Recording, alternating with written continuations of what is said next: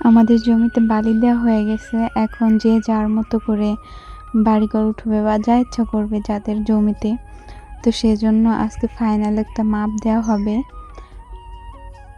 সেজন্য আমরা সেখানে যাচ্ছি। আর যাওয়ার পথে একটা ছোট আমার ননদ আশেপাশের বাড়ির, তার থেকে আমি এই ফুলটা নিয়েছিলাম।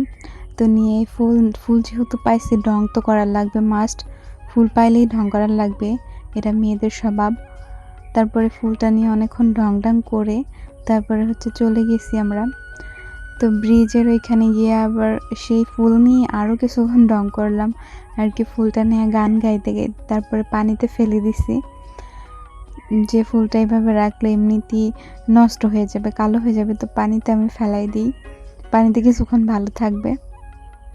তো সেজন্য পানিতে ফেলাই দিয়ে তারপর আমরা সামনে যাচ্ছিলাম। সামনে গিয়ে দেখি যে কচুরিপানার ফুলও হয়েছে।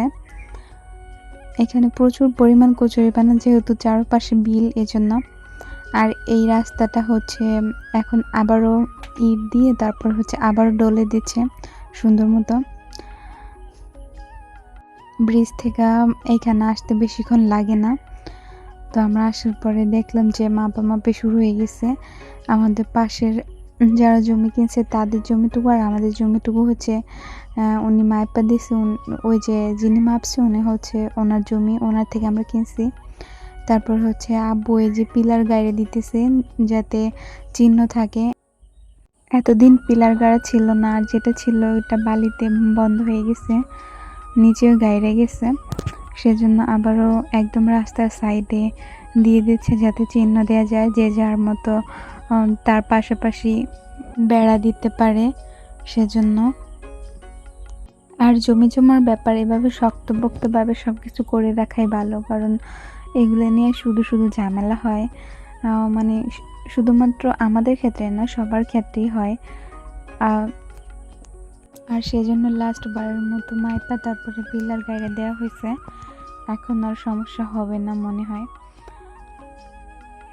আরও কিছুক্ষণ এদিক ওদিক মাপছে, ওইগুলা নিয়ে তেমন একটা সমস্যা হয় না। এদিকে একটু আর কি বালি দেওয়ার পরে এদিকের জমি ওদিক চলে গেছে, মানে জমি না জাল, জমি তো আর এদিক ওদিক সরতে পারে না, মানে জালগুলো চলে গেছিলো এদিক ওদিক। তারপরে ওইটাই আজকে ঠিক করে দেওয়া হয়েছে। পরে যখন এই যে সুতো টানায় দেওয়া হয়েছে, তারপর যে যার মতো এই যে আমরা কাফিলা গাছ বলি, এই জায়গায় বলে কসা গাছ, আর অন্য কোথাও কি বলে জানি না, এই গাছটা লাগাই দেওয়া হয়েছে। এই গাছটা খুব তাড়াতাড়ি তাজা হয়ে যায়, মানে ঢালা ভাঙে আইনা দিলেও তারপরে তাজা হয়ে যায়। আর বৃষ্টির পানি পাইয়া অনেক সুন্দর পুঁইশাক হয়েছে, কত সুন্দর নরম তাজা তাজা। আর আব্বু রাস্তার পাশেও কলা গাছ লাগাই দিছিল, যাতে কলা গাছ হলে সবাই খেতে পারবে, সমস্যা নাই। এজন্য খালি খালি জায়গাটা পড়ে থাকবে, তো এজন্য কলা গাছ লাগাই দিছে। আর রাস্তাটা দেখে তো এখন আমাদের মন ভরে যাইতেছে, যত দেখি ততই ভালো লাগে। আর আমি আবার ওই জায়গায় বাড়িঘর নাই, এই জন্য রোদ ছিল, তো আমি একটা গাছের ছায়া এসে বসে ভিডিও করতেছি। এই পাশে যে জমি দেখা যাচ্ছে আর ওই